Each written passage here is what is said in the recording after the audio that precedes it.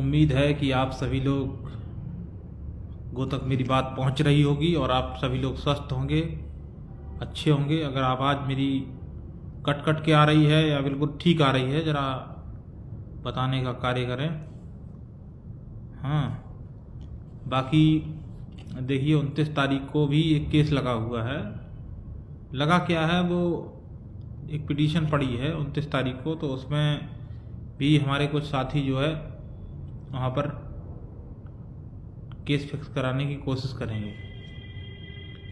लेकिन जहाँ तक मेरा सवाल है और मैं क्या करूँगा उसमें 29 तारीख को मैं कुछ भी नहीं करूँगा उसमें। बाकी कुछ साथियों से मेरी बात हुई है तो उन्होंने कहा है कि 29 तारीख को मैं उस पे खड़े होकर बुलवाऊँगा, डेट फिक्स करने के लिए। हाँ, हमारे जो यूआर साहब हैं वो भी साथ देंगे, ये बात ठीक है। यूआर साहब साथ देंगे कि जो है इसको डेट फिक्स कराई जाए। इसमें कपिल सिब्बल जी 29 तारीख को नहीं रहेंगे उसमें, ठीक। रही बात, अब देखो कल क्या होता है, 29 तारीख क्या होता है, डेट फिक्स होती है, नहीं तो 10 तारीख तो है ही, कोर्ट में लगी हुई है। 10 तारीख को अगर बहस नहीं होती, 10 तारीख को केस की सुनवाई में कपिल सिब्बल जी मौजूद रहेंगे। अब रही बात केस फिक्स होने की कि 10 तारीख को सुनवाई होगी या नहीं होगी, तो इसमें भी हम आपको बता दें 10 तारीख को नंबर आने के चांस पूरे हैं, क्योंकि मैंने पहले कभी नहीं कहा नंबर आएगा। मैं हमेशा यही कहा बहुत कम चांस है, लेकिन 10 तारीख को चांस है सुनवाई के। और अगर 10 तारीख को सुनवाई नहीं होती है तो कपिल सिब्बल जी वहाँ पे खड़े होके बोलेंगे कि आखिर क्या प्रॉब्लम है और इस केस को फिक्स कर दिया जाए। ये बोलेंगे, मेरी बात हो गई है, ठीक। कपिल सिब्बल जी उसको देखेंगे 9 तारीख को, 10 तारीख को, ठीक। अब रही बात समय की, देखो 4 साल तो लग गए हाई कोर्ट में, तो 2-4 महीने तो लगना तय है, होता ही है। थोड़ा ट्रैक पे जब मामला आएगा, ये केस मात्र 1 या 2 सुनवाई का है, तो बहुत ज़्यादा भड़बड़ाने की किसी भी साथी को मेरी ज़रूरत नहीं है। और कमियां निकालने के लिए देखो लोग निकालते ही हैं। अब जैसे कि मान लीजिए ये पुस्तक मेरे हाथ में है, अभी 4 लोगों से कह दो यार पुस्तक ठीक नहीं है, इसमें जो है लाल रंग ज़्यादा कर दिया, इसमें कुछ सीन और डालना चाहिए था, तो दूसरे भी कह दें हाँ हाँ सही बात है, इसमें कुछ पढ़ना चाहिए था, तो पूरा लाल कर दिया। तो अगर 5 लोग आपस में बात करके कमी निकालेंगे तो कमी निकालेंगे 100%। तो कुछ 69,000 में कुछ गफलियां हैं बहुत सी छोटी छोटी, 5 लोगों का ग्रुप है, 10 लोगों का ग्रुप है, तो कुछ तो समझदार ग्रुप हैं जो ठीक बात करते हैं। जैसे कि एक ग्रुप है अपना संतोष यादव भदोई का, जो ठीक बात करते हैं, हाँ। और उसमें उस ग्रुप में कई लोग हैं, संतोष यादव भदोई वाले ग्रुप में बहुत लोग हैं, कम से कम 10, 12, 15 लोग हैं जो बिल्कुल ठीक बात करते हैं और मतलब वो समझते हैं चीज़ों को। और कुछ लोग जो है फेसबुक पे कमेंट करते हैं कि इसको निपटवा दीजिए, कि ऐसा कर रहे हो, वैसा कर रहे हो। और ज़्यादातर वो लोग कमेंट करते हैं जो न मुझसे याची बने हैं, न मेरे पास जुड़े हैं, न मेरा कोई उनसे लेना देना है, न मैं उन्हें जानता हूँ, न वो मुझे तो खैर वो जानते नहीं, मैं उन्हें नहीं जानता हूँ। ऐसे लोग ज़्यादा कमेंट करते हैं। तो ऐसे लोगों से मैं यही कहूँगा कि उन्हें सद्बुद्धि आए और हमारे पास कमेंट करने से या कुछ नहीं, हम तो यही चाहेंगे कि जल्दी जल्दी इस केस का निराकरण हो जाए और मामला ख़त्म हो जाए। अब रही बात मामला ख़त्म कैसे होगा, तो इसके लिए भी कल ही बात हुई है सभी लोगों से,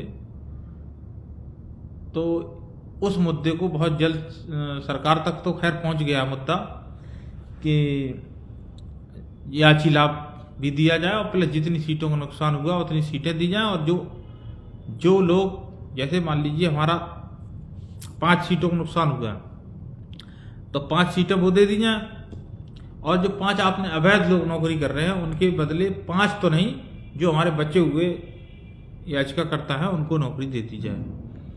इस पे लगभग बात बन जाएगी। ठीक है, तो यही जो है केवल मोहर कैबिनेट की लग जाएगी और कोर्ट से एक निर्देश, कोर्ट से एक डायरेक्शन दे दिया जाएगा, ठीक है ऐसा आप कर सकते हैं, और आगे के लिए चेतावनी दे दी जाएगी इस तरीके की आगे से कोई गलती ना हो। अब रिजर्वेशन का रूल यही जो वहाँ से ऑर्डर हो जाएगा, आगे अग्रिम भर्तियों में यही रूल फॉलो किया जाए, इसके अलावा कोई भी चालाकी चतुराई न की जाए। ठीक इस तरीके का ऑर्डर हो जाएगा, बस थोड़ा धैर्य रखिए। कोई भी साथी हो, चाहे अमरिंदर पटेल हो, चाहे विजय यादव हो, और चाहे कोई भी हो, सब बिल्कुल एग्री हैं इस रूल पे। और संसद में इस रूल पे चर्चा भी होगी, और इस रूल पे संसद में चर्चा करेंगे, और जो मुझसे भी डॉक्यूमेंट मांगे गए हैं मैं उनको आज मैंने तैयार करवा लिया है। मतलब जो बीच का रास्ता है वो रास्ता क्या है उसको तैयार करा लिया है, और कल सुबह जो है मैं मेल कर दूंगा।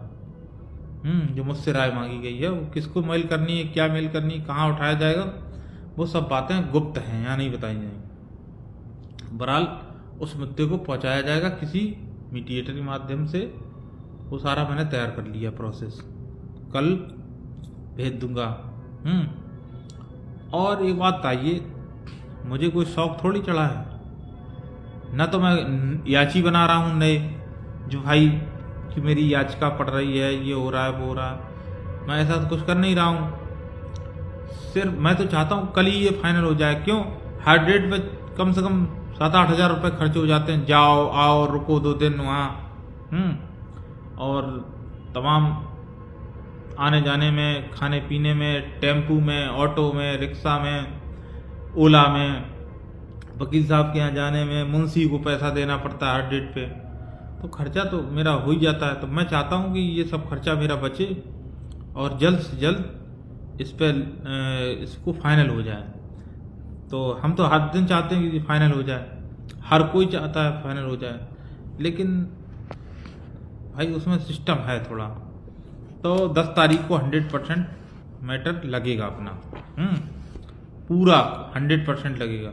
और बाई चांस अगर नहीं लगता है तो कपिल सिब्बत जी उसको उस पर पक्ष रखे बात कहेंगे जज साहब के सामने कि इसको जो है फिक्स कर दिया जाए, या जो भी है 10 तारीख को आप कुछ ना कुछ हो जाएगा, ठीक। और बाकी कुछ साथी हमारे 29 को भी प्रयास करेंगे। जैसे आज उनसे बात हुई थी हमारी अमरिंदर से आज, तो वो कह रहे थे ठीक है 29 तारीख मुझे जाना है लखनऊ दिल्ली, और वहाँ एक एडवोकेट खड़ा करना है 29 को डेट फिक्स कराने के लिए।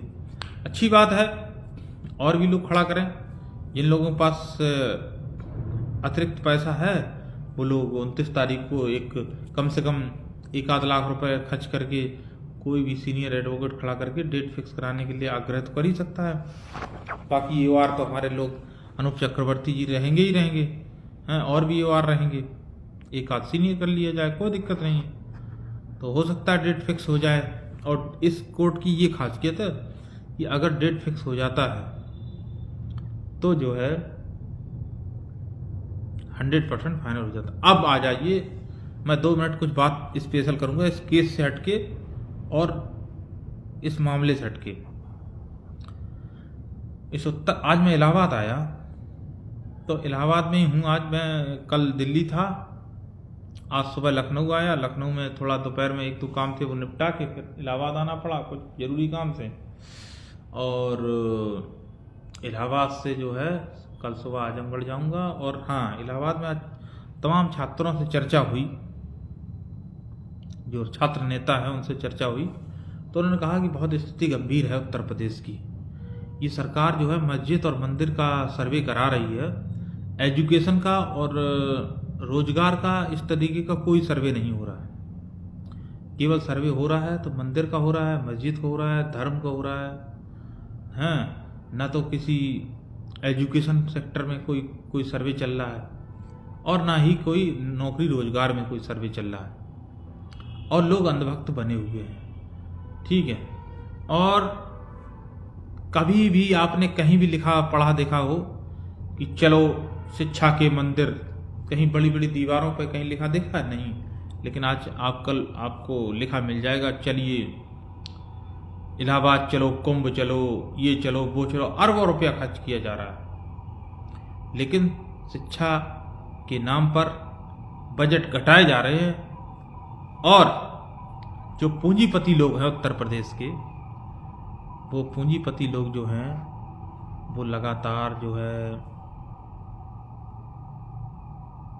दक्षिण भारत की तरफ पलायन कर रहे हैं, दक्षिण भारत की तरफ अपने बच्चों को शिक्षा के लिए भेज रहे हैं। आज उत्तर प्रदेश पूरा खाली होता चला जा रहा है। इलाहाबाद में जो भीड़ पहले हुआ करती थी वो आज कहीं मुझे देखने को नहीं मिली है।